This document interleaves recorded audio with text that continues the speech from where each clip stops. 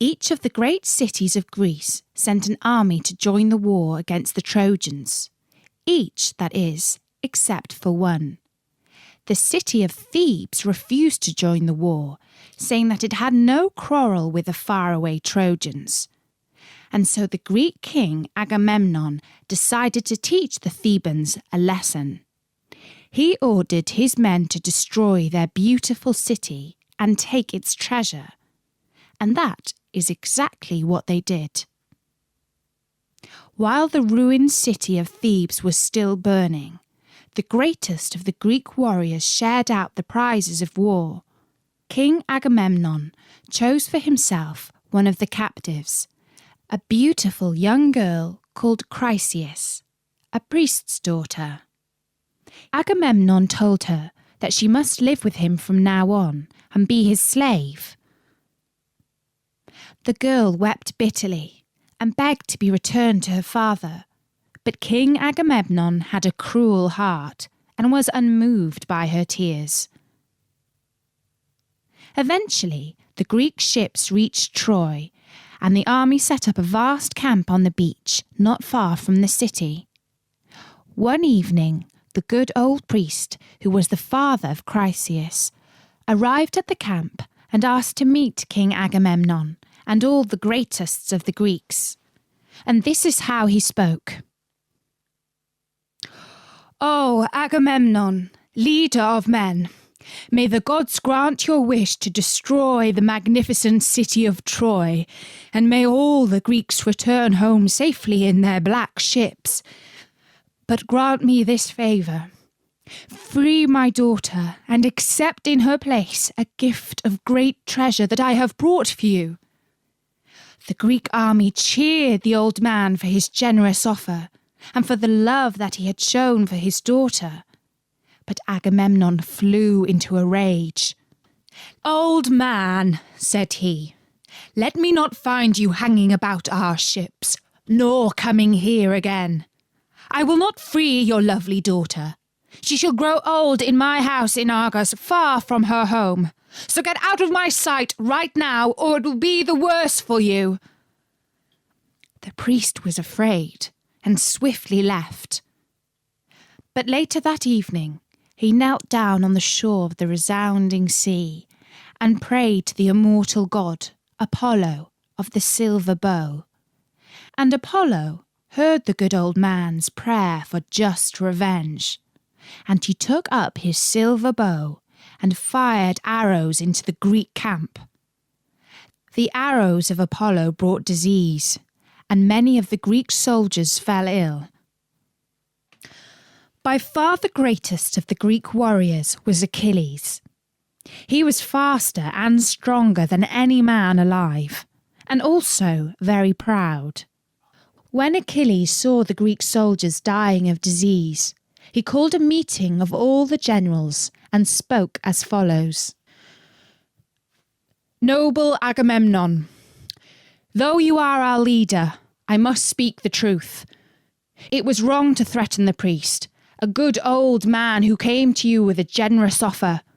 The gods are angry with us for what you did, and matters must be put right. You must return the lovely Chryseis to her father." King Agamemnon was surprised to hear such words, as he was not at all used to being told what to do. "Great Achilles," he said, "brave and strong you may be, but I am king, and I shall do what I like, and you shall know your place." To which Achilles replied, "You are too greedy. Why should all the Greeks suffer for your evil ways? I, for one, am not going to follow a leader like you into battle." Now King Agamemnon was absolutely furious, but he also understood that something must be done to appease the gods and stop the plague that was destroying his army. And so the next day, he ordered a boat to take the young girl back to her father. But he also sent messengers to the tent of Achilles and ordered him to hand over his own slave girl. And from that moment on, The pride of Achilles was so hurt that he refused to take part in the battle for Troy, but instead stayed inside his tent and sulked while the Greeks went out and fought.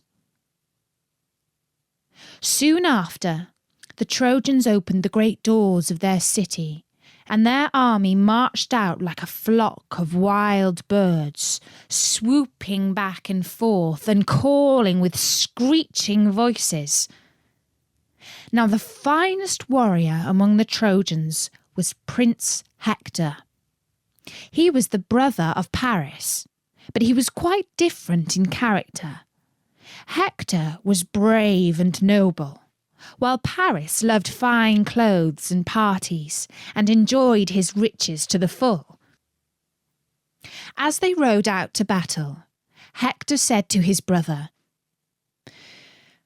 "Paris, it is for your sake that thousands of brave soldiers will die today. It is only because you ran away with the Greek Queen Helen that this great army has arrived at our gates with the aim of destroying our beautiful city, killing all the men and carrying off the women and children as slaves. It were better that you had not been born, my brother." When he heard this, Paris felt ashamed, and to make amends, he drove his chariot out in front of the Trojan army and towards the enemy. In his fiercest voice, Paris called out to the Greeks to send forth their bravest warrior and to fight him in single combat to decide the war, so that others need not suffer. On the Greek side, King Menelaus hated Paris more than any other man alive, and so Menelaus jumped out of his chariot and said, "I will gladly fight Paris, and kill him with my spear that is made of ash wood and tipped with cruel bronze." And when Paris heard this, he was so frightened that he coiled back like a man who has seen a snake, and he shrank into the protection of his men. Great laughter arose from the Greek army, and the Trojans were furious with Prince Paris for bringing shame on them. And then Paris began to worry that if the beautiful Helen heard about his running away, she would not love him any more. And so he gathered his courage and went out once more in front of the army and again shouted to the Greeks, "I call on you men to lay your swords and spears on the ground, while King Menelaus and I fight one another, hero against hero." And Menelaus did not give him time to change his mind. He hurled his spear at him so that it broke his shield, but just missed his body. Paris fell backwards, and soon Menelaus was on him, dragging him by the plume of his helmet towards the Greek army. But the goddess of love, Aphrodite, who was fond of Paris, saw what was happening and came to his aid, disguised as a cloud. She scooped him into her lovely arms and whisked him back to his palace, where the fair and fragrant Helen was waiting for him. And so the Greeks and the Trojans fought each other in battle. Many brave soldiers were killed and wounded on both sides. But so long as Achilles refused to help the Greeks, the Trojans were stronger and drove the Greeks back to their camp. At night, 1,000 campfires glowed upon the plain, and by the light of each fire there sat 50 men, while the horses champed oats and corn beside their chariots, and waited for dawn to come. The Greeks begged the great warrior Achilles to come out and fight, but still he refused to join the battle. But his best friend, whose name was Patroclus, came up with a cunning plan. He secretly put on the magnificent armour of Achilles and went out into the battle, looking exactly like the great hero. He knew that when the Greeks saw him, they would gain courage at the sight of Achilles and fight with redoubled strength.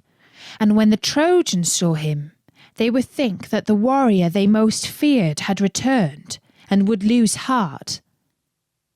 When the Trojans saw Patroclus dressed like Achilles, Prince Hector flew at him with his spear and killed him.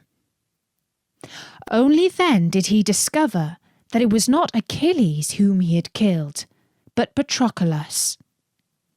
When the mighty Achilles heard that his best friend had been killed by Hector, his anger and sorrow were great in equal measure. He stood up before a meeting of the Greek army and said, "As you know, King Agamemnon has insulted me, and I have every right not to fight in this stupid war. But now things have changed. My best friend has been killed by Prince Hector of Troy. It is for the sake of Patroclus, who is dearer to me than any other man, that I will take up the fight and avenge his death." And when the Greek army heard this, they all cheered and threw their helmets in the air, for they knew that with Achilles on their side, victory could be theirs. When Prince Hector saw that Achilles stood once again at the head of the Greek army, he knew that there was only one thing for it. He must go out and fight Achilles and decide the fate of Troy. As he was leaving for battle, he went in search of his wife, the lovely Andromache. He found her walking along the great walls of the city, holding their little baby in her arms. When she saw her husband, Andromache said, "Brave Hector, I beg you, do not go out today to fight Achilles. What will I do when you are gone? Think of your little son. What use is a father to him if he is dead?" But Hector replied that he could not refuse to fight, as the Greeks and the Trojans would say he was a coward. He stretched his arms towards his child, but when the boy saw the horsehair plume that nodded fiercely from his father's helmet, he was scared and cried, nursing his head into his mother's bosom. His father and mother laughed to see him, but Hector took the helmet from his head and laid it all gleaming upon the ground. Then he took his darling child, kissed him, and dangled him in his arms, praying over him to Zeus, the king of all the gods. "Mighty Zeus," he said, "may one day people say that this child is even braver than his father and a mightier warrior in battle, so that their praise gladdens the heart of his mother." Hector rode out before the gates of Troy. Achilles, seeing him, started to run with all his might towards Hector, ready to hurl his spear at his hated enemy. Hector jumped from his chariot and stood firm waiting to meet his enemy. But secretly he thought to himself, "What if I were to lay down my shield and helmet, lean my spear against the wall, and go straight up to noble Achilles? What if I were to promise to hand back Helen, who was the cause of all this war, and to let the Greeks take half of all the treasure in the city? But why argue with myself this way? Were I to go up to him now, he would show me no mercy." As he pondered, the swift-footed Achilles charged up to him as if he were Ares himself, the plumed god of battle. The bronze tip of his spear gleamed around him like the rays of the rising sun. Fear came over Hector, and he turned and ran, while Achilles darted after him at his utmost speed. As a mountain hawk, swiftest of all birds, swoops down upon some cowering dove, that is how Achilles made straight for Hector with all his might, while Hector fled around the city walls as fast as his legs could carry him. Achilles chased Hector 3 times around the walls of Troy, until at last Hector turned and fought. First Achilles threw his spear at Hector and missed. Then Hector threw his spear at Achilles and hit his shield, but did not break it. Then they fell upon each other with clashing bronze swords, and Achilles, for he was the stronger hero, killed Hector. When they heard the sad news, all the women of Troy wept for the loss of their greatest hero, but none wept more than his wife, Andromache. Now that the finest hero of the Trojans was dead, the Greek army thought that they would soon win the war. King Priam of Troy greatly grieved the loss of his bravest son, and feared that the city would soon be defeated. But this is not how things turned out. Not yet.